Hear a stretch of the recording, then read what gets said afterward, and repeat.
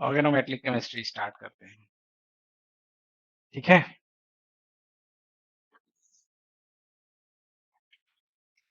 आइए आइए, और किसी को आना है?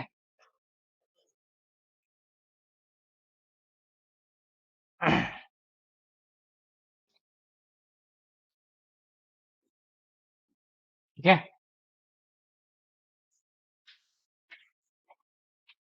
एग्जाम में तो कितने मार्क्स का आता है ये तो खैर पूछने वाली बात ही नहीं है। 25 से 30 नंबर मान के चलिए आप CSIR में 25 to 30 मार्क्स के बीच में। ठीक है। इस बार तो खैर गेट में भी अच्छा खासा पूछ रखा था। मिनिमम मान के चलिए आपकी 2 to 6 मार्क्स के बीच में, कभी कभी 2 मार्क्स की ही आई है, या आप 8 मार्क्स या 10 मार्क्स के बीच में मान के चलिए। ऑर्गेनोमेट्रिक केमिस्ट्री का ये वेटेज है आपके एग्जाम्स में। बाकी जो चीजें हैं, बेसिक चीजें हैं, वो तो इम्पोर्टेंस है ही। बाकी जो भी आप एग्जाम की प्रिपरेशन कर रहे हो, चाहे अभी दिल्ली वाला दे रहे हो, DSSB की तैयारी कर रहे हो, या फिर जैम की, जैम का भी पढ़ोगे? जैम में भी ठीक ठाक वेटेज है इसका। ठीक है, तो चलिए स्टार्ट। जैम में इस बार, हाँ, कभी एक ही आता है, कभी 2-4 नंबर का आ जाता है। जैसे इस बार गेट में अच्छा खासा क्वेश्चन पूछा था। हाँ, अच्छा, बस कॉलमेंस का 18 इलेक्ट्रॉन रूल पूछ दिया था। अच्छा, तो कभी कभार क्या होता है, जैसे पिछली बार एक ही क्वेश्चन पूछा था गेट में, इस बार अच्छे खासे क्वेश्चन पूछ दिए थे गेट में। ठीक है, मतलब इन दोनों के बीच में लड़ाई चलती रहती है, इसके और कोऑर्डिनेशन के बीच में। ये दोनों अपने आपस में मैनेज करते रहते हैं, कभी कोऑर्डिनेशन ज्यादा, ऑर्गेनोमेट्रिक कम, लेकिन फिर भी कोऑर्डिनेशन इस लड़ाई में थोड़ा आगे रहता है। ठीक है, कोऑर्डिनेशन में भी बहुत सारी चीजें हैं, तो उसमें ज्यादा क्वेश्चन पूछा जाता है आप लोगों का। देखिए, इसमें टॉपिक्स के बारे में बात करेंगे कि हम लोग कौन कौन सी यूनिट्स पढ़ेंगे। ऑर्गेनोमेट्रिक केमिस्ट्री में OMC में यूनिट्स के बारे में बात करते हैं। तो पहले यूनिट्स जो आप पढ़ोगे ना, वो बेसिक्स पढ़ोगे, बेसिक्स ऑफ ऑर्गेनोमेट्रिक केमिस्ट्री। ठीक है, ये इंपॉर्टेंस रहेगा भैया, सबसे ज्यादा इंपॉर्टेंट यही रहेगा, क्योंकि यहाँ पे अगर ये नहीं सीख पाओगे आप, तो आगे चीजों को नहीं सीख पाओगे। इसके बाद हम लोग क्लस्टर पढ़ेंगे। सेकेंड यूनिट जो पढ़ेंगे वो क्या पढ़ेंगे? Metal cluster, metal cluster and cages. ठीक है, कभी कभार क्वेश्चन इतने से ही खत्म हो जाता है, इससे आगे नहीं पूछता है। 2 यूनिट से ही, ये दोनों बहुत इंपॉर्टेंट है। तीसरी यूनिट जो पढ़ेंगे हम लोग, वो पढ़ेंगे मेटलोसी। ठीक है, क्या पढ़ोगे आप? मेटलोसी, मेटलोसिन, फेरोसिन वगैरह के बारे में स्टडी करेंगे। ठीक है, वहां से कहाँ से किस टॉपिक से क्वेश्चन ज्यादा आते हैं, उसमें आपके लिए क्या इंपॉर्टेंट है, वो पूरी स्टडी करेंगे। चौथी टॉपिक जो आप पढ़ोगे, वो पढ़ोगे metal ligand complexes, metal ligands complexes, complexes. इसमें सारे लिगेंड्स के बारे में बात करेंगे जो आपके ऑर्गेनोमेट्रिक केमिस्ट्री में यूज होते हैं। Metal carbonyl, metal alkyne, metal phosphine, metal alkyl ligand, metal nitrogen ligand, metal nitro ligand, और आपका नाइट्रोसिल लिगेंड, ये सारे की स्टडी करेंगे। मेटल हाइड्राइड के बारे में बात करेंगे। फिर उसके बाद आप लोग पढ़ोगे क्या? Reaction mechanism of organometric compound, reaction mechanism. ठीक है, ऑफ ऑर्गेनोमेट्रिक कंपाउंड या ऑर्गेनोमेट्रिक केमिस्ट्री। उसके बाद catalysis, catalysis and coupling reaction, coupling reaction. ठीक है, ये चीजें, catalysis and coupling reaction. Third number पे मेटलोसिन। ठीक है, मेटलोसिन या फेरोसिन कंपाउंड, उनकी स्ट्रक्चर, उनकी बॉन्डिंग और उनकी रिएक्टिविटीज के बारे में बात करेंगे। सही है, ट्रेंड है। तो चलिए स्टार्ट करते हैं बेसिक्स से। ये लिखने वाली चीज नहीं है,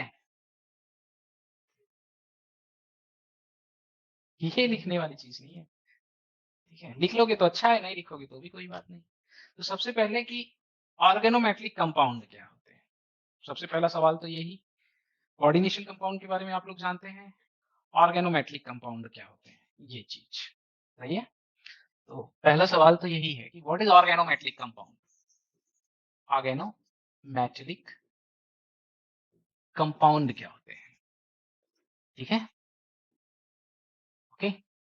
देखो क्या है, जब ऑर्गेनोमेटिक की बात कर रहे हैं तो ये देखो यहाँ पे आपको 2 वर्ड दिख रहे हैं। एक तो आपको क्या दिख रहा है ऑर्गेनिक, दूसरा आपको क्या दिख रहा है पूरा मेटलिक, ऑर्गेनो प्लस मेटलिक, ठीक है? Organo stand for organic, organic, ठीक है? और आपका क्या ऑर्गेनिक प्लस मेटल, ऑर्गेनिक में भी क्या कार्बन, ठीक है? कार्बन, कार्बन अगर आपका मेटल के साथ क्या है कनेक्टेड, या कार्बन के आपके क्या हो गए लिगेंड्स, लिगेंड्स के बारे में थोड़ा बहुत आइडिया होगा, नहीं होगा तो आप समझ जाओगे, ठीक है? ये अगर कनेक्टेड हो, इनकी स्टडी करेंगे हम किसमें ऑर्गेनोमेट्रिक कंपाउंड में या ऑर्गेनोमेट्रिक केमिस्ट्री में। बट ये सिर्फ इतना ही नहीं होता है, जब भी किसी रिएक्शंस के बारे में आप बात करोगे, रिएक्शंस की क्या होती है डिफरेंट स्टेप्स होती हैं, ठीक है? अलग अलग ट्रांजिशन स्टेट्स बनती हैं, रिएक्शन इंटरमीडिएट बनता है। अगर उस पूरी रिएक्शंस की प्रोसेस में, रिएक्शन से प्रोडक्ट कन्वर्ट होने की प्रोसेस में कहीं पे भी मेटल कार्बन बॉन्ड एग्जिस्ट करता है, वो कंपाउंड ऑर्गेनोमेटिक कंपाउंड कहलाएगा, और उसकी स्टडी हम लोग ऑर्गेनोमेटिक केमिस्ट्री के अंडर में ही करेंगे, सही है? इसका डेफिनेशन आप थोड़ा सा लिख लो, आप लिखना, study of compound containing, study of compound, compound containing, containing क्या containing and reaction involving, and reaction involving, involving, involving metal carbon bond, ये आपका क्या है ऑर्गेनोमेट्रिक केमिस्ट्री, ऑर्गेनोमेट्रिक केमिस्ट्री, ठीक है? समझ रहे हैं? देखिए ड्यूरिंग रिएक्शंस,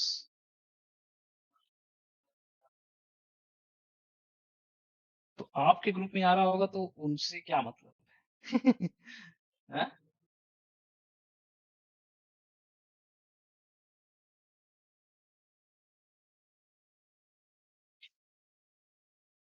उनसे क्या मतलब है? ठीक है, तो ऑर्गेनोमेट्रिक केमिस्ट्री क्या होती है स्टडी ऑफ, ठीक है, study of compound containing and reaction involving metal carbon bond और studying under what organometallic chemistry, समझ रहे हो आप पूरी बात?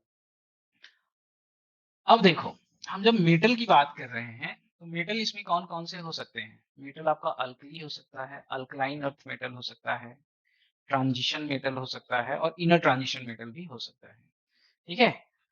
आइए लिखिए आगे आप थोड़ा सा, जब हम मेटल कार्बन के बारे में बात करेंगे, मेटल कार्बन बॉन्ड के बारे में बात करेंगे, तो ये मेटल कौन कौन से हो सकते हैं आपके, अल्कली मेटल भी हो सकते हैं, अल्कली मेटल, ठीक है, और अल्कलाइन अर्थ मेटल या अल्कलाइन मेटल, ठीक है, और ट्रांजिशन मेटल, ट्रांजिशन मेटल, या आपका क्या इनर ट्रांजिशन मेटल, ए ब्लॉक का इनर ट्रांजिशन, ठीक है? एग्जांपल आपके दिमाग में है? देखो सबसे पहले तो अल्कली का भी एग्जांपल ले लो, इसमें क्या आएगा आपका, आप लोगों ने पढ़ा होगा क्या, आर एल आई, ऑर्गेनोलिथियम के बारे में सुना होगा आप लोगों ने, ठीक है? इसका सबसे बढ़िया एग्जांपल यही है R L I.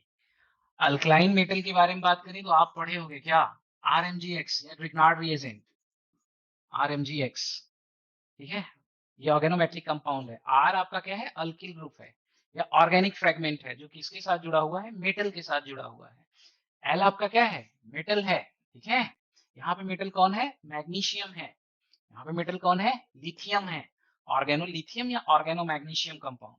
Transition metal के बारे में बात करें तो कोई भी आप ट्रांजिशन मेटल ले सकते हो, यहाँ पे आपका आर इज इक्वल टू क्या हो सकता है टाइटेनियम के साथ हो ऑर्गेनो टाइटेनियम हो जाए, ठीक है, ऑर्गेनो आयरन हो जाए, ऑर्गेनो निकल हो जाए, ठीक है, ऑर्गेनो कॉपर, आप पढ़ते हो ना क्या गिलमान रिएजेंट, सुना है ना इसके बारे में बात, गिलमान रिएजेंट, ठीक है, या आपका क्या ऑर्गेनो जिंक हो जाए, ईटीसी। ये तो अभी हमने 3D के बारे में बात किया, 4D का भी हो सकता है, 5D का हो सकता है, ऑर्गेनोपैलेडियम हो सकता है, प्लैटिनम हो सकता है, ऑर्गेनोमोलिब्डेनम हो सकता है। तो बेसिकली ट्रांजिशन मेटल में बात करेंगे तो ट्रांजिशन मेटल में कोई भी हो सकता है, चाहे 3D सीरीज हो जाए, 4D सीरीज हो जाए या 5D सीरीज हो जाए, किसी भी सीरीज का हो सकता है ये। अगर वो कार्बन के साथ बॉन्ड एग्जिस्ट कर रहा है, या तो पहले से ही एग्जिस्ट कर रहा है, या तो कोई रिएक्शन हो रही है, उस रिएक्शन की पूरी प्रोसेस में भी कहीं पे एग्जिस्ट कर रहा हो, तो भी वो किस कैटेगरी में आएगा, आपका ऑर्गेनोमेटेलिक कंपाउंड की कैटेगरी में आएगा। और उसकी स्टडी हम किस में करेंगे, ऑर्गेनोमेटेलिक केमिस्ट्री में उसकी स्टडी करेंगे। ठीक है। और इनर ट्रांजिशन के बारे में बात करें तो सबसे बढ़िया है, आपने ऑर्गेनोसेरियम पढ़ा होगा, पढ़ा है ना। ऑर्गेनोसेरियम के बारे में हम लोगों ने स्टडी की है, इसे पढ़ेंगे भी आप। ऑर्गेनोमेटेलिक रिएजेंट जब आप पढ़ते हो, ऐसे डिफरेंट एग्जांपल्स होंगे जहां पे आप मेटल को आइडेंटिफाई कर लोगे और उसके बारे में आप स्टडी कर सकते हो। कुछ मेटलाइट्स भी होते हैं जो पी ब्लॉक से बिलोंग करते हैं। ठीक है, मेटलाइट्स या सेमी मेटलाइट्स, क्या, बोरॉन, ऑर्गेनो बोरॉन, ठीक है, ऑर्गेनो एल्यूमिनियम, ऑर्गेनो एल्यूमिनियम, ठीक है, organo tin, organo silicon, organo selenium, ये मेटलाइट्स होता है, ईटीसी। मतलब पी ब्लॉक से भी कुछ लोग बिलोंग कर रहे हैं, जिन्हें मेटलाइट्स की कैटेगरी में या सेमी मेटल की कैटेगरीज में हम रखते हैं। ठीक है, ऑर्गेनो बोरेन काफी इंपॉर्टेंट है, ऑर्गेनो एल्यूमिनियम भी आपके ऑर्गेनिक पॉइंट ऑफ व्यू से काफी इंपॉर्टेंट है, टिन सिलिकॉन भी बहुत इंपॉर्टेंट है। सेलेनियम की उतनी ज्यादा इंपॉर्टेंस नहीं है, बट है, फिर भी कुछ रिएक्शंस जब आप पढ़ोगे आगे तो आप लोगों को मिलेगा। तो ऐसे सिचुएशन में जब भी अल्किल ग्रुप आपका या ऑर्गेनिक फ्रेगमेंट जो है मेटल के साथ अटैच रहेगा, उसे हम किस कैटेगरी में स्टडी करेंगे, ऑर्गेनोमेटेलिक के। ऑर्गेनोमेटेलिक वर्ड सबसे पहले किसने यूज किया था, पता है, किसी को पता है, एडवर्ड फ्रैंकलिन ने। ठीक है, सबसे पहले किसने बोला ऑर्गेनोमेटेलिक टर्म यूज किसने किया, ऑर्गेनोमेटेलिक टर्म किसने यूज किया, एडवर्ड फ्रैंकलिन ने।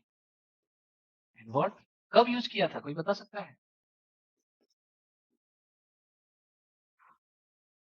हम लोग पढ़ इसको पहले से रहे थे, लेकिन टर्म बहुत लेट यूज किया गया। आइए अभी इतिहास इसका थोड़ा सा पढ़ते हैं, हिस्ट्री के ऊपर थोड़ा सा चलेंगे, तो उसके बाद हम लोगों को पता चल जाएगा। ठीक है, चले, है किसी को कुछ पता, आजादी की पहली लड़ाई कब लड़ी गई थी, 5 साल पीछे चले जाओ 1852 में। ठीक है, कब बोला था, 1852 में एडवर्ड फ्रैंकलिन ने ऑर्गेनोमेट्रिक टर्म्स का यूज किया था। ठीक है, ये पूछा जाता है इंटरव्यू वगैरह में, तो थोड़ा सा जानते रहिएगा आप लोग। जाते हो इंटरव्यू देने तो कहोगे कि ऑर्गेनोमेट्रिक्स पढ़ के आए, तो पूछ देते हैं पहले कि अच्छा यही बता दो आप कि ऑर्गेनोमेट्रिक टर्म सबसे पहले यूज किसने किया था। फ्रैंकलिन, एडवर्ड फ्रैंकलिन ने सबसे पहले 1852 में इस टर्म का यूज किया था, लेकिन उसके पहले 1760 में, कब, 1760 में, 1760 में पहला मेन ग्रुप ऑर्गेनोमेट्रिक कंपाउंड बनाया गया था, first main group organometric compound. ठीक है, क्या, first main group, main group organometric compound, organometric को ओएमसी लिखूंगा मैं अब। ठीक है, ये बनाया गया था, जिसका नाम आपका क्या था, cacodyl oxide, generic name, cacodyl oxide, oxide. ठीक है, आर्सेनिक का था ये कंपाउंड, जो आपका था ये किसका था, आर्सेनिक का। सिंथेसिस कैसे की थी इसकी, AS2O3 के साथ इन्होंने क्या किया था, पोटेशियम एसीटेट को ट्रीट कर दिया था। 2 मोल यूज किए थे, ठीक है, 4 मोल यूज किए थे, 4 मोल यूज किए थे, और बना क्या दिया था इन्होंने, ये आपका कैकोडिल ऑक्साइड, ऑक्सीजन, ये चीज और ये चीज, इसका फॉर्मेशन कर दिया था। ये भी पूछा जाता है आपको कि पहला ऑर्गेनोमेट्रिक कंपाउंड जो था वो किस मेटलाइट का था, आर्सेनिक का। आर्सेनिक किस फैमिली से बिलोंग करता है, कुछ आइडिया है, नाइट्रोजन से,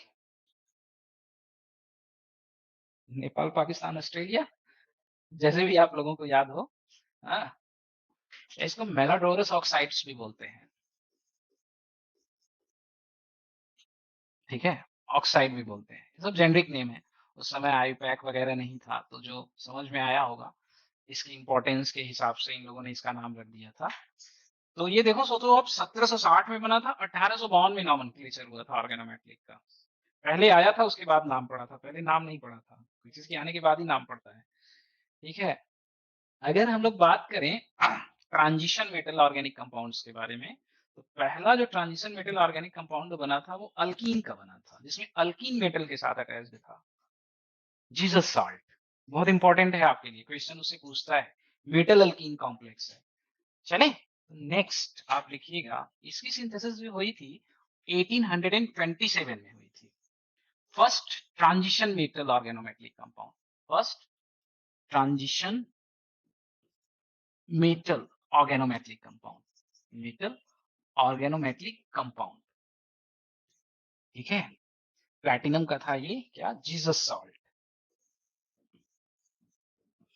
सॉल्ट, ठीक है? इसका जो आपका मॉलिक्यूलर फार्मूला है वो आपका क्या है, PtCl3 और आपका क्या C2H2, C2H4 अल्कीन है, ठीक है? इसके ऊपर क्या है, नेगेटिव चार्ज, और एक आपका क्या है, पोटेशियम। ये पहला आपका क्या है, transition metal organic organometallic compound. Platinum किससे बिलोंग करता है, इसे ना, निकेल, पैलेडियम और आपका क्या, प्लैटिनम। 5D का है, ठीक है? ये आपका क्या है, 4D का, ये आपका क्या है, 3D का। ये तो याद हो जाएगा आप लोगों को, धीरे धीरे सारा याद करवाना ही पड़ेगा, बिना इसके काम होगा नहीं, ठीक है? इन्होंने क्या किया था कि प्लैटिनम ट्राई क्लोराइड आयन को इथेनॉल के साथ ट्रीट कर दिया था। बाकी इसकी मैकेनिज्म जब चढ़ेंगे पढ़ेंगे मेटल अल्कीन कॉम्प्लेक्सेस को, तो वहां पे पढ़ेंगे आप।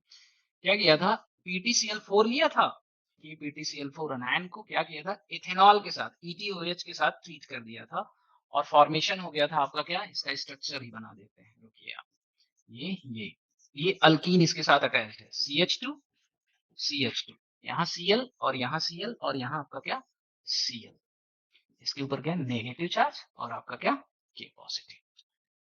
ये सब पूछी जाती हैं चीजें, तो ये बेसिक चीजें आप थोड़ा सा जानते रहेंगे तो आप लोगों को अच्छा रहेगा, जानने में आसानी रहेगी, ठीक है? चले,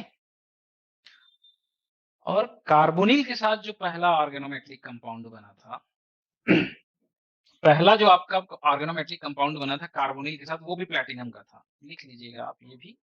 first metal carbonyl organometallic compound, ये दिख रहा है ना colour, first metal carbonyl organometallic compound जो बना था वो भी क्या था आपका, प्लैटिनम का ही था, ठीक है? जो आपका क्या है, PtCl2CO डाइमर है इसका, ये। बाकी इसके इतिहास की ना एक वो बनवा के मैं आपको दे देता हूँ, इसमें बहुत सारे टर्म्स हैं, बहुत सारी चीजें हैं, जिसको हम लोग आगे चलते रहेंगे और पढ़ते रहेंगे। बेसिकली देखो आप, आपकी नॉर्मल लाइफ में ऑर्गेनोमेटलिक कंपाउंड के एप्लीकेशन क्या क्या है, हम इसकी स्टडी क्यों करते हैं, रिसर्च के लिए, तो ये जान जाओ प्रेजेंट टाइम में सबसे बेस्ट एरिया है, मतलब one of the best area है, बढ़िया काम चल रहा है इसमें। ऑर्गेनोमेटलिक कंपाउंड का जो इस्तेमाल होता है, यूज होता है सबसे ज्यादा, तो रिएजेंट में आप पढ़ोगे, आगे चलोगे आप पढ़ोगे ऑर्गेनोमेटलिक रिएजेंट के बारे में। रिएजेंट के अलावा जो हम यूज करते हैं, इंडस्ट्री में इसका यूज करते हैं, ठीक है? इंडस्ट्री के अलावा, इंडस्ट्री में ही आपका एडिटिव आ जाता है, कुछ एडिटिव फॉर्म्स में भी यूज करते हैं। एडिटिव जनरली वो चीजें होती हैं जो किसी पर्टिकुलर कंपाउंड की एग्जिस्टिंग प्रॉपर्टी को इनहैंस करती हैं, एग्जिस्टिंग प्रॉपर्टी को चेंज करती हैं आपके फेवर में, उन्हें एडिटिव बोलते हैं। तो चलिए लिखिएगा आप, एप्लीकेशन ऑफ ऑर्गेनोमेट्रिक कंपाउंड, ये जब मैं पढ़ाता हूँ तभी शोर होने की जरूरत रहती है क्या? एप्लीकेशन ऑफ ऑर्गेनोमेट्रिक कंपाउंड, ठीक है? चले आइए, application of organometric compound, application of organometric compound. सबसे ज्यादा यूज तो आप पढ़ोगे जहां से आपको क्वेश्चन आएगा, वो क्या है, as a reagent, as a reagent use करते हैं। रिएजेंट में आप सब लिख सकते हैं, ऑर्गेनोलिथियम, ऑर्गेनोमैग्नीशियम, रिग्नार्ड रिएजेंट, लिख दें पूरा आपका, RLI, RMGX, ठीक है, R2CuLi, ठीक है, RZNX, ठीक है, RPD, ETC, ये सब यूज किए जाएंगे क्या, एज ए रिएजेंट, मतलब सिंथेसिस में इनका एप्लीकेशन है, ऑर्गेनिक कंपाउंड्स को वन फॉर्म से दूसरे फॉर्म में कन्वर्ट करने के लिए, या एक फंक्शनल ग्रुप से दूसरा फंक्शनल ग्रुप में कन्वर्ट करने के लिए। ये सारे हम क्या यूज करेंगे, एज ए रिएजेंट यूज करेंगे। इसका सबसे ज्यादा एप्लीकेशन तो इसका एज ए रिएजेंट ही है, ठीक है। दूसरा जो इंपॉर्टेंस है, एज एडिटिव। अब एडिटिव पढ़ने के लिए, एडिटिव्स पढ़ने के लिए आपको जरूरी है कि ये पता होना चाहिए कि एडिटिव्स क्या होता है। एडिटिव वर्ड से ही पता चल रहा है कि ऐड किया जाता होगा, ठीक है। एडिटिव का मतलब होता है कि कोई ऐसा कंपाउंड जो किसी कंपाउंड में ऐड किया जाए और उसकी प्रॉपर्टी को इनहेंस कर दे, ह्यूमन फेवरेबल में, या उसकी प्रॉपर्टी को बदल दे आपके फेवर में। केमिकल प्रॉपर्टीज भी हो सकती है, फिजिकल प्रॉपर्टीज भी होती है, ठीक है। तो एडिटिव्स को आप लिख लीजिएगा, compound, compound used to enhances chemical and physical properties of chemical and physical properties of any substance, properties of any substances। जैसे आज के टाइम में ऑनलाइन एजुकेशन आपके लिए क्या हो गया है, एज एडिटिव सी हो गया है। ऑफलाइन के अलावा ऑनलाइन का भी ऑप्शंस मिल गया है। क्यों, अब तो घर बैठे पढ़ाई हो रही है, पहले दिल्ली आना पड़ता था। अब तो आप घर बैठे बैठे पढ़ रहे हो, लेकिन इस्तेमाल पूरा नहीं कर पा रहे हो, ठीक है। ये यूज किया जाता है। इसमें सबसे पहले क्या है ना, देखो बहुत सारे एडिटिव्स होते हैं। पेड्रोसीन का भी हम यूज करते हैं। इथेनॉल जनरली वो एक ऑर्गेनोमेट्रिक कंपाउंड नहीं, लेकिन इथेनॉल का यूज किया जाता है गैसोलीन या पेट्रोलियम की प्रॉपर्टी को इनहेंस करने के लिए। अलग अलग रेशियोज होते हैं ना, क्यों। ऑक्टेन नंबर के बारे में शायद आप लोगों ने सुना होगा। ऑक्टेन नंबर किसी भी फ्यूल की बर्निंग कैपेसिटी या एनर्जी प्रोड्यूसिंग कैपेसिटी को इनहेंस करना, ठीक है। तो एज एडिटिव में सबसे पहले आप लिखो क्या है, हम यूज करते हैं क्या, ये लेड है, ठीक है। टेट्राइथाइल लेड, क्या बोलते हैं इसको, टेट्राइथाइल लेड, टेट्राइथाइल लेड। इसका यूज कैसे करते, देखो ये पूछा हुआ है, ये नॉर्मल एग्जाम्स में एंटी नॉकिंग एजेंट की तरह, नॉकिंग एजेंट की तरह इसमें ऐड करते हैं गैसोलीन में, ठीक है। अब एंटी नॉकिंग एजेंट क्या होता है, इंजन की नॉकिंग सुनी है कभी आप लोगों ने, ठीक है। जब फ्यूल यूज करते हैं तो ये यूज किया जाता है as a anti knocking agent, जो गैसोलीन की जो प्रॉपर्टीज होती है ना, फ्यूल की एनर्जी प्रोड्यूसिंग प्रॉपर्टी को क्या कर देता है, इनहेंस कर देता है। इसके अलावा भी बहुत सारी चीजें यूज की जाती हैं, जैसे इसी के साथ टिन का भी डेरिवेटिव्स यूज किया जाता है, टिन का कंपाउंड टेट्राइथाइल टिन भी यूज किया जाता है।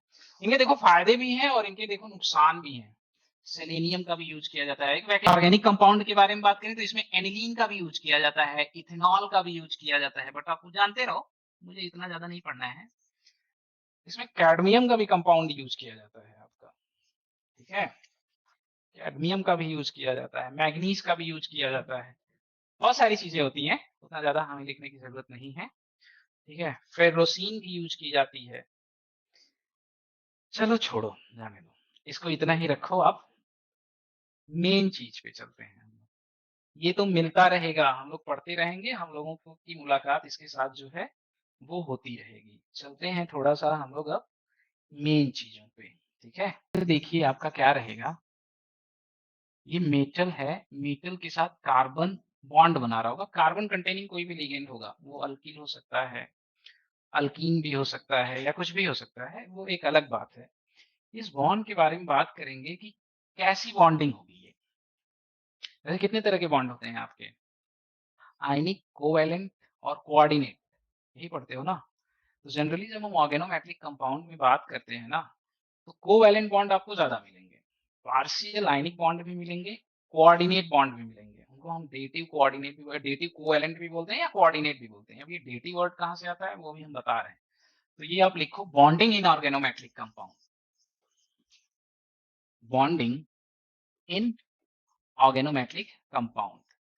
ये जो बॉन्ड हमें सबसे ज्यादा मिलेगा, इसका जो सबसे ज्यादा नेचर आपको मिलेगा क्या, कोवैलेंट, ठीक है। कोवैलेंट के अलावा, कोवैलेंट जनरली आप जान ही रहे हो कि दो सेंटर के बीच में हो रहा होगा एक एमआर, ठीक है। एक आपको क्या मिलेगा, मल्टी सेंटर कोवैलेंट भी मिलेगा, मल्टी सेंटर कोवैलेंट भी मिलेगा। मल्टी सेंटर कोवैलेंट का मतलब क्या है कि आपके पास कोई आर टाइप का लिगेंड होगा, वो डिफरेंट मेटल के साथ क्या कर रहा होगा, कोऑर्डिनेट कर रहा होगा, ऐसे। ठीक है, इसके अलावा आपको कोऑर्डिनेट बॉन्ड भी मिलेगा। क्या? Coordinate bond. ठीक है, कोऑर्डिनेट बॉन्ड के केस में क्या होता है, कोऑर्डिनेट बॉन्ड के केस में बस यही होता है कि बॉन्डिंग के जो दोनों इलेक्ट्रॉन होते हैं वो किसी एक ही तरफ से आते हैं, जनरली लिगेंड ही आपका देता है, ये अभी पढ़ते हैं। और कुछ आपको आयनिक बॉन्ड्स भी मिलेंगे, आयनिक बॉन्ड्स भी मिलेंगे। ठीक है, अब मेरा एक सवाल है, सवाल ये है कि यहाँ पे NaCN है, सोडियम साइनाइड। ठीक है, सोडियम साइनाइड के बारे में जब हम बात करें तो ये क्या, Na पॉजिटिव और Cn नेगेटिव, क्या ये ऑर्गेनोमेट्रिक कंपाउंड है? बताइए आप लोग, क्या ये ऑर्गेनोमेट्रिक कंपाउंड है? ये बड़ा नॉर्मल सा क्वेश्चन है, बहुत पूछा जाता है जनरली ये इंटरव्यू वगैरह में, कि जब आप बोलते हो ना कि मेटल कार्बन के बीच में अगर बॉन्ड एग्जिस्ट करेगा तो उसे हम क्या बोलते हैं, ऑर्गेनोमेट्रिक कंपाउंड बोलते हैं। तो यहाँ पे भी तो मेटल और कार्बन के बीच में बॉन्ड एग्जिस्ट कर रहा है, क्या ये ऑर्गेनोमेट्रिक कंपाउंड है? नहीं है तो क्यों नहीं है? है तो क्यों है? है तो सीधा सा जवाब है कि यहाँ पे सोडियम जो है कार्बन के साथ इंटरेक्ट कर रहा है इसलिए है, अगर नहीं है तो क्यों नहीं है? पहला जवाब है इसका, हम क्या करते हैं, आयनिक बॉन्ड को पार्शियल आयनिक ट्रीट करते हैं इसमें। जब भी मेटल और लिगेंड्स के बीच में आयनिक कैरेक्टर बढ़ेगा तो वो ऑर्गेनोमेट्रिक केमिस्ट्री से दूर जाना स्टार्ट हो जाएगा, पहला जवाब है इसका। जब हम यहाँ पे Na और Cn के बीच में बॉन्ड बात करें तो ये बॉन्ड आपका क्या होता है, आयनिक बॉन्ड होता है। लेकिन हम तो यहाँ पे बात कर रहे हैं कि आयनिक बॉन्ड भी होता है आपका, लेकिन वो पार्शियल आयनिक।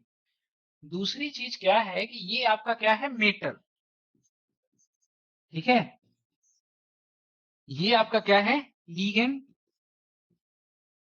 लीगेंड्स। ठीक है, जो लीगेंड्स है ये आपका इनऑर्गेनिक फ्रेगमेंट है, पता है कि नहीं साइनाइड के बारे में, क्या है ये, इनऑर्गेनिक फ्रेगमेंट्स है। तो इसका जवाब तो यही आ जाता है कि NaCN is not a organometallic compound because the bonding between sodium and cyanide is ionic and cyanide is an inorganic ligand। ये पूरा जवाब है, नॉट ऑर्गेनिक लिगेंड। तो ये लिख लीजिएगा आप, देखिएगा क्या कि बहुत नॉर्मल सब सा है, NaCN is not organometallic compound because पहला, the bond the bond between sodium and cyanide Cn negative is strongly ionic। दूसरा, the ligands that is Cn minus is an inorganic fragment या an inorganic लीगेंड्स। ये बहुत बच्चों से मैंने सुना है कि वो ये बताते हैं कि जनरली इंटरव्यू वगैरह में बहुत लोगों से सुना है कि उन्होंने इस बार पूछा कि NaCN बताइए आपका ऑर्गेनोमेटिक है कि नहीं है। ठीक है, लेकिन आपका सोचिए NaCN नहीं है लेकिन आपका LIR है, इसका कारण क्या है, आयनिक तो ये भी हुआ, आर जो हो गया आपका वो ऑर्गेनिक फ्रेगमेंट हो गया।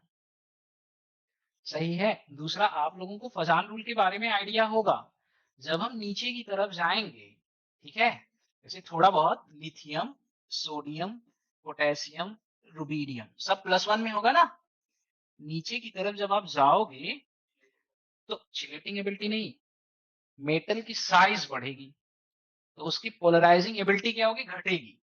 जब पोलराइजिंग एबिलिटी घटेगी तो कोवैलेंट कैरेक्टर क्या होगा, घटेगा। आयनिक कैरेक्टर क्या होगा, बढ़ेगा। पढ़ा होगा ना, नहीं पढ़ा होगा तो पढ़ोगे आप, बस बेसिकली आप जानते रहो। तो कहने का ये मतलब है कि जैसे ही हम बात करेंगे इसमें अल्किल मेटल या अल्कलाइल अर्थ मेटल में डाउन द ग्रुप्स आएंगे तो उनके कोवैलेंट बॉन्ड बनाने की जो प्रॉपर्टीज है या कैपेबिलिटी है वो क्या होगी, डिक्रीज होगी। सही है, तो वो आयनिक फ्रेगमेंट या आयनिक कंपाउंड बनाना ज़्यादा प्रेफ़र करेंगे अकॉर्डिंग टू फजान रूल्स, जो आपका लगता है। ये जानते रहिएगा आप लोग भाई, ये अच्छे से जानते रहिएगा। जब भी आपसे कभी पूछा जाए तो आपको किसी भी तरह का कन्फ्यूज़न नहीं हो। हम देखो लिगेंड्स के रिस्पेक्ट में कुछ टर्म्स यूज़ करेंगे हम लोग, ठीक है? तो वो थोड़ा-सा जानना बहुत ज़्यादा ज़रूरी है। जब आप कोई मतलब अलग-अलग बुक्स उठाओगे तो अलग-अलग बुक्स ने जो लिगेंड्स को यूज़ किया है, जो क्लासिफ़ाई किया है, अलग-अलग तरीके से लिखा है उसने। तमाम किताबें प्रेज़ेंट हैं मार्केट में या आपके पास ऑर्गेनोमेट्रिक केमिस्ट्री पढ़ने के लिए। तो लिगेंड्स को थोड़ा-सा क्लासिफ़ाई करते हैं क्योंकि हम जब पढ़ेंगे तो हम वहाँ पे पढ़ेंगे ये डेटिव लिगेंड है, ये कोवैलेंट बॉन्ड है, ये डेटिव कोवैलेंट बॉन्ड है, यहाँ पे इतने इलेक्ट्रॉन शेयर हो रहे हैं, तो उसके पहले लिगेंड की कंप्लीट प्रॉपर्टी पढ़ने के पहले ये जान लें कि लिगेंड कितने तरह का होगा या कैसी-कैसी बॉन्डिंग कर सकता है। या उन्हें डिनोट करने के लिए हम कौन-कौन से रिप्रेजेंटेशन या कौन-कौन से वर्ड यूज़ करेंगे, ताकि हमें ये जानना थोड़ा-सा आसान रहे। तो आओ अब बात करते हैं क्या जनरल प्रॉपर्टीज ऑफ लिगेंड। इसके दो तरह के क्लासिफिकेशन है। General properties of ligand, properties of ligand, ligand in organometric compound, organometric compound, ठीक है, ये चीज। आओ आप देखो, एम है, यहां पे एल से दिखाऊं या आर से दिखाऊं? एल दिखाऊंगा तो थोड़ा सा आगे कंफ्यूजन होगा, एल से ही दिखा दें? चलो एम एल से दिखाते हैं, ठीक है। तो ये फर्स्ट पहला तरीका है या स्कीम वन आप मान के चलो इसे, स्कीम वन। हर चीजें यूज होंगी बट देखो कुछ है नहीं, ऐसा नहीं कि कुछ बहुत टफ है या आपको याद रखना है, बस आप जानते रहो ताकि आपको कोई दिक्कत ना हो। कहीं पे अगर मैं यूज करूं तो मुझे वहां पे बताना, आपको मतलब वहां पे जब बताने की जरूरत ना पड़े। तो देखो एल को जनरली हम दो कैटेगरी में पहले बांट देंगे, कोवैलेंट, ठीक है, और कोवैलेंट के अलावा डेटिव, डेटिव लिगेंड जो जनरली हम दो कैटेगरी में बांटेंगे, पहले covalent and dative. Covalent ligand जो होगा वो आपका किसका फॉर्मेशन करेगा? कोवैलेंट बॉन्ड का। और जब कोवैलेंट बॉन्ड बनाएगा तो कोवैलेंट बॉन्ड का जो फॉर्मेशन होता है इन दो सेंटर के बीच में म्यूचुअल शेयरिंग ऑफ इलेक्ट्रॉन से होगा, ठीक है। कोई इस बॉन्ड को बनने में कितने इलेक्ट्रॉन इन्वॉल्व हो रहे हैं? दो। म्यूचुअल शेयरिंग ऑफ इलेक्ट्रॉन का मतलब क्या है? एल एक इलेक्ट्रॉन देगा, एक इलेक्ट्रॉन आपका कौन देगा? एम देगा, ठीक है। तो कोवैलेंट बॉन्ड जो बनेगा वो क्या होगा? Mutual sharing of electron, mutual sharing, sharing of electron between, किसके किसके बीच में? Between M and L. तो मैं इसको ऐसे दिखा सकता हूं ना, एम क्या कर रहा होगा? एक इलेक्ट्रॉन दे रहा होगा, और एल क्या कर रहा होगा? एक इलेक्ट्रॉन दे रहा होगा। म्यूचुअल शेयरिंग होकर ये क्या बन रहा होगा? आपका कोवैलेंट बॉन्ड बन रहा होगा। ऐसे लिगेंड को हम क्या बोलेंगे? कोवैलेंट, जो म्यूचुअल शेयरिंग ऑफ इलेक्ट्रॉन के थ्रू क्या कर रहे होंगे? बॉन्डिंग कर रहे होंगे या इंटरेक्शन कर रहे होंगे, किसके साथ? मेटल के साथ। तो जब भी मैं कोवैलेंट लिगेंड बोलूंगा तो आपके दिमाग में आ जाना चाहिए कि ये कैसा बॉन्ड बना रहा होगा, कैसे हो रहा होगा। डेटिव लिगेंड जो होता है, डेटिव लिगेंड क्या करता है? डेटिव कोवैलेंट बॉन्ड का फॉर्मेशन करता है, डेटिव कोवैलेंट बॉन्ड का फॉर्मेशन करेगा, या और इसे हम क्या कर सकते हैं? कोऑर्डिनेट बॉन्ड का फॉर्मेशन करेगा। क्या करेगा? कोऑर्डिनेट बॉन्ड का फॉर्मेशन करेगा। जब ये सिचुएशन होगी तो मेटल कैसा बिहेव करेगा? एक्सेप्टर की तरह। एल कैसा बिहेव करेगा? डोनर की तरह। या हम कह सकते हैं मेटल कैसा बिहेव करेगा? लुईस एसिड की तरह। एल कैसा बिहेव करेगा? लुईस बेस की तरह। या ये भी कह सकते हैं कि बॉन्डिंग के जो दोनों के दोनों इलेक्ट्रॉन है वो कौन देगा? लिगेंड देगा। किसको देगा? मेटल को देगा, ठीक है। तो कोऑर्डिनेट बॉन्ड को आप क्या कह सकते हो कि एल का करेगा, एल टू इलेक्ट्रॉन डोनर की तरह बिहेव करेगा, ठीक है। या कैसा बिहेव करेगा? लुईस बेस की तरह बिहेव करेगा। या क्या कह सकते हो आप? और मेटल आपका क्या करेगा? मेटल एक्सेप्टर की तरह बिहेव करेगा।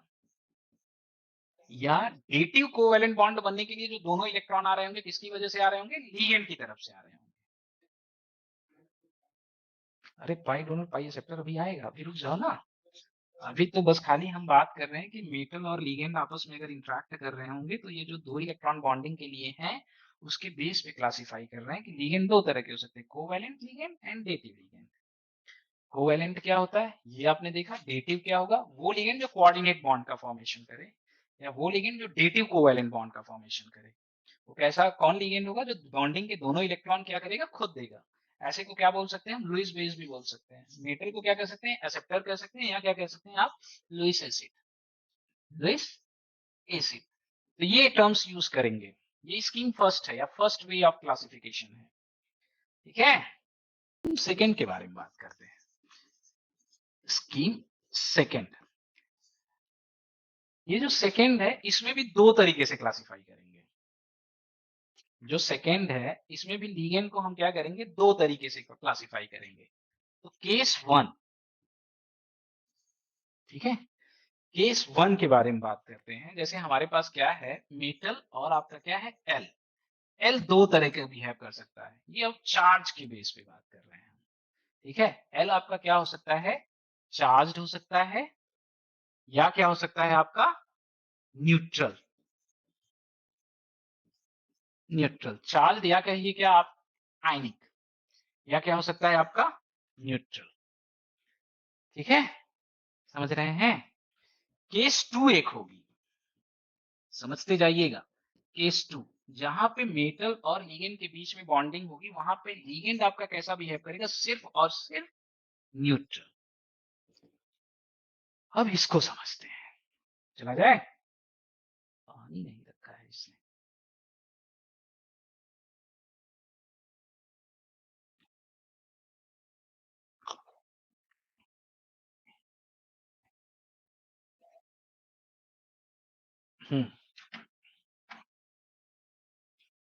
पहले ये समझते हैं। ठीक है, देखिए, आयनिक का क्या मतलब है? कि एम और एल के बीच में बॉन्डिंग हो रही है।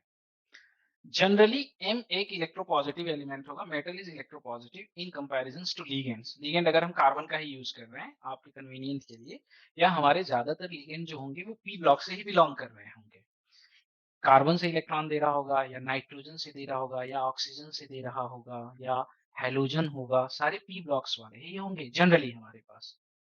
तो होता क्या है? आयनिक को किस कैटेगरी में रखेंगे? कि जो बॉन्डिंग के दोनों इलेक्ट्रॉन हैं वो किसकी तरफ चले जाएं?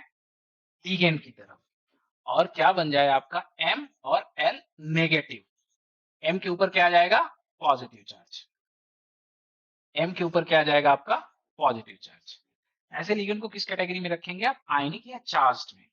ऐसा भी हो सकता है, उल्टा भी हो सकता है। वो जब एल के बारे में डिटेल स्टडी करेंगे तब हम लोग वहां पे जानेंगे सारा। न्यूट्रल में क्या होगा? कि न्यूट्रल में जो आप डेटिव नहीं पढ़ते आ रहे हो आप, वही चीज होगी। ठीक है, अभी समझा रहा हूं, देखो इसको आप जो डेटिव पढ़ते आ रहे हो आप, वही चीज होगी। एम और एल बिना किसी चार्ज के क्या हो जाएंगे? सेपरेट हो जाएंगे। अब इसका एग्जांपल लो आप, देखो, अगर मेटल के साथ क्लोरीन ने बॉन्डिंग कर रखी है तो क्या होगा? क्लोरीन कैसे अलग हो सकता है? क्लोरीन कैसा बिहेव करेगा? आयनिक की तरह। इलेक्ट्रोनेगेटिविटी क्लोरीन की ज्यादा है ना, प्लस ये किस फॉर्म में डिसोसिएट हो जाएगा? Cl नेगेटिव में। अगर मेटल के साथ फॉस्फीन ने बॉन्डिंग कर रखी है, Pr3 ने या Nr3 ने, तो ये क्या कर रहा होगा? अपने लोन पेयर से ही बॉन्डिंग कर रहा होगा ना। ऐसे दोनों इलेक्ट्रॉन दे रहा होगा, कैसा बॉन्ड बना रहा होगा? Coordinate bond. जब आप इसे सेपरेट करोगे तो ये कैसे अलग हो जाएगा? M प्लस आपका कैसे? Pr3।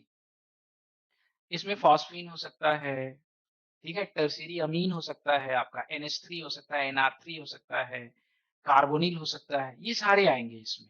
ठीक है, तो चार्ज लिगेंड और न्यूट्रल लिगेंड में आपको कंफ्यूजन नहीं होना चाहिए। ये नाम में कंफ्यूजन नहीं होना चाहिए, बाकी तो मैं आपको बताऊंगा कि कौन चार्ज की तरह बिहेव करेगा और कौन न्यूट्रल की तरह बिहेव करेगा। न्यूट्रल डेफिनेटली आपका कैसा बॉन्ड बनाएगा? डेटिव। डेटिव कोवैलेंट बॉन्ड या कोऑर्डिनेट बॉन्ड। आयनिक आपका कैसा बॉन्ड बनाएगा? आपका कैसा बॉन्ड बनाएगा भाई? हाँ, कोवैलेंट बॉन्ड बनाएगा। ये म्यूचुअल शेयरिंग से ही बॉन्ड ये बन रहा होगा, लेकिन इलेक्ट्रोनेगेटिविटी एल की ज्यादा होने की वजह से क्या हो जा रहा है? वो इस फॉर्म में सेपरेट हो रहा होगा। देखो ये बॉन्ड कैसे बन रहा होगा? एम के पास एक इलेक्ट्रॉन होंगे और आपका क्लोरीन है, इसके पास एक इलेक्ट्रॉन, दोनों क्या कर रहे होंगे? म्यूचुअल शेयरिंग होकर किसका फॉर्मेशन बना कर रहे होंगे? MCl का। अब अगर मुझे सेपरेट करना है, तो जब इसने इलेक्ट्रॉन दे दिया, इसकी इलेक्ट्रोनेगेटिविटी ज़्यादा है, तो ये क्या करेगा? इसके इलेक्ट्रॉन लेके बाहर हो जाएगा, क्योंकि इसके पास कितने इलेक्ट्रॉन हो जाएँगे?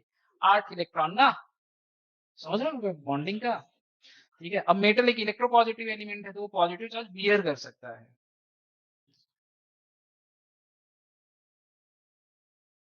सही है।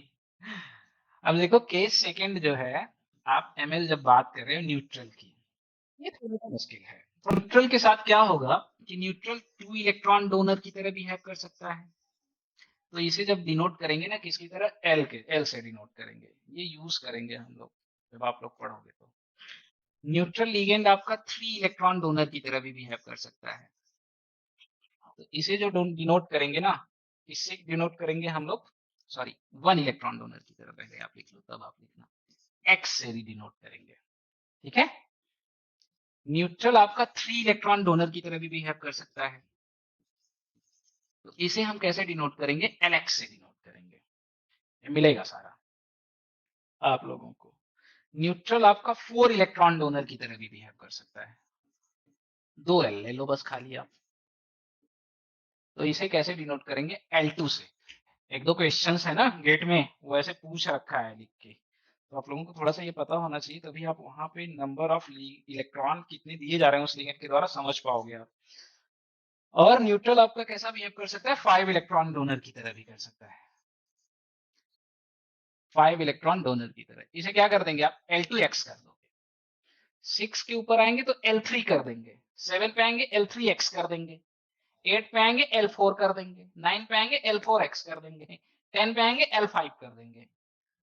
ये ऐसे ही चलता जाएगा। 10 तक हम जाएंगे नहीं, हम 8 तक ही रहेंगे, साइक्लोऑक्टाटेट्राईन तक ही रहेंगे, ठीक है? या उसके अनायन के ऊपर भी जाएंगे जब वो एरोमेटिक जो होता है, ठीक है? तो बस इतना ध्यान रखिएगा आप लोग, जब मैं एल बोलूं, जब मैं एक्स टाइप लिगेंड बोलूं, ठीक है, जब मैं एल एक्स टाइप लिगेंड बोलूं, जब मैं L2x टाइप लिगेंड बोलूं, तो ये आपको थोड़ा सा ध्यान होना चाहिए। सही है? इसमें कंफ्यूजन नहीं रहना चाहिए। सही है कि नहीं? तो ये जनरल प्रॉपर्टीज ऑफ लिगेंड्स। पहली चीज तो देखो आप, क्या हो सकता है कि लिगेंड को हम कोवैलेंट और डेटिव में के फॉर्म में पढ़ सकते हैं। कोवैलेंट में म्यूचुअल शेयरिंग ऑफ इलेक्ट्रॉन होगा, डेटिव में क्या होगा? डेटिव कोवैलेंट बॉन्ड या कोऑर्डिनेट बॉन्ड बनेगा, जिसमें आपका लिगेंड दोनों का दोनों इलेक्ट्रॉन देगा, ठीक है? जैसे इसका एग्जांपल आप BF3 और NR3 के बीच की रिएक्शन से भी समझ सकते हैं। ये डेटिव वाला, जैसे हाँ BF3 के बारे में बात करें और इसका किसके साथ, NR3 के साथ अगर बात करें, तो ये 2 इलेक्ट्रॉन देगा, किसका फॉर्मेशन कर लेता है आपका? BF3, और ये आपका क्या, NR3। इसके ऊपर क्या जाता है? पॉजिटिव चार्ज, और आपका क्या, नेगेटिव चार्ज। ये कैसा बिहेव करता है? डेटिव की तरह। और ये बॉन्ड कैसा बन रहा है आपका? डेटिव कोवैलेंट या कोऑर्डिनेट बॉन्ड बन रहा है, ठीक है? ये हम बोल सकते हैं। बाकी आपके जितने म्यूचुअल शेयरिंग ऑफ इलेक्ट्रॉन, जितना आप ऑर्गेनिक केमिस्ट्री में पढ़ रहे हो, CC बॉन्ड, CN बॉन्ड, सारा वो सब इस कैटेगरी में आ गया आपका, किसमें? कोवैलेंट में आ गया, ओके? दूसरा तरीका जो है स्कीम सेकंड में, कि हम चार्ज और न्यूट्रल के रिस्पेक्ट में बात कर रहे हैं। चार्ज में कुछ नहीं है, मेटल और एल के बीच में जो कैरेक्टर होगा वो आपका आयनिक होगा, एल कोई इलेक्ट्रोनेगेटिव एटम होगा, ये भी म्यूचुअल शेयरिंग से ही बन रहा होगा। फिर उसके बाद ऐसे म्यूचुअल शेयरिंग से बन रहा होगा बॉन्ड, इलेक्ट्रोनेगेटिविटी ज्यादा होने की वजह से जो बॉन्डिंग के दोनों इलेक्ट्रॉन है वो लिगेंड की तरफ लाई कर रहे होंगे। अगर आप उसे डिसोसिएट करोगे, या हम इसके ऊपर फॉर्मल चार्ज के रिस्पेक्ट में भी बात कर सकते हैं कि डेल नेगेटिव होगा, इसके ऊपर क्या हो जाएगा? Del positive. बॉन्ड बनाने के पहले दोनों न्यूट्रल हैं, लेकिन जब बॉन्डिंग में पार्टिसिपेट कर लिए, तो मेटल का जो इलेक्ट्रॉन है वो लिगेंड की तरफ शिफ्टेड हो गया, क्योंकि उसकी इलेक्ट्रोनेगेटिविटी ज्यादा है, जिसकी वजह से मेटल पे एक इलेक्ट्रॉन की कमी आ गई और लिगेंड के ऊपर एक इलेक्ट्रॉन ज्यादा होने लगा। समझ रहे हैं? तो एक इलेक्ट्रॉन की कमी आने का मतलब यहाँ पे क्या हो गया आपका? मेटल के न्यूक्लियस में किसका अमाउंट बढ़ने लगा? प्रोटॉन का। समझ रहे हो कि नहीं? तो इसके ऊपर क्या आ जाता है? डेल पॉजिटिव, पॉजिटिव चार्ज बढ़ने लगता है, और इधर इलेक्ट्रॉन बढ़ने लगा, तो इसके ऊपर क्या आ जाता है? आपका नेगेटिव चार्ज आ जाता है। सही है? या न्यूट्रल की बात करेंगे, तो न्यूट्रल नॉर्मल आपका वही जो डेटिव था पीछे, कुछ अलग नहीं है। अगर आप न्यूट्रल के ही रेस्पेक्ट में बात करोगे, तो न्यूट्रल लिगेंड आपको 1 electron donor, 2 electron donor, 3 electron donor, 4 electron donor ऐसे मिलेंगे ऑर्गेनोमेट्रिक केमिस्ट्री में। तो उनके लिए अलग-अलग नोटेशन है। इस टाइप का लिगेंड है, इस टाइप का LX2 टाइप का लिगेंड है, या सॉरी L2X टाइप का लिगेंड है। तो L2X टाइप मतलब आप समझ सकते हैं, 1 L 2 electron, X 1 electron, 2 L 5 electron, ठीक है? ऐसे आपको इसमें कंफ्यूजन नहीं होना चाहिए। L5 टाइप लिगेंड है तो 10 इलेक्ट्रॉन डोनर है। ऐसे टर्म्स अगर आए तो आपको कंफ्यूजन नहीं होना चाहिए। समझ रहे हैं कि नहीं? ये चीजें आप लोगों को पता होनी चाहिए। कंफर्म? अब चलिए, तो बॉन्डिंग के बारे में थोड़ा-सा आप लोगों को आइडिया हो गया कि ऑर्गेनोमेटिक केमिस्ट्री में जो बॉन्डिंग एक्सिस्ट करेगी, वो कोवैलेंट कर सकती है, कोऑर्डिनेट कर सकती है, आयनिक कर सकती है, लेकिन पार्शियल आयनिक। ठीक है? कोवैलेंट में भी 2 वर्ड सुने, कोवैलेंट, डेटिव कोवैलेंट। दोनों के फॉर्मेशन में आपको कन्फ्यूजन नहीं होना चाहिए। जब भी बोलूँगा कोवैलेंट, डेटिव कोवैलेंट, तो आपको समझ में आ जाना चाहिए कि इलेक्ट्रॉन किसकी-किसकी तरफ से आ रहा है। सही है? सही तो है ही।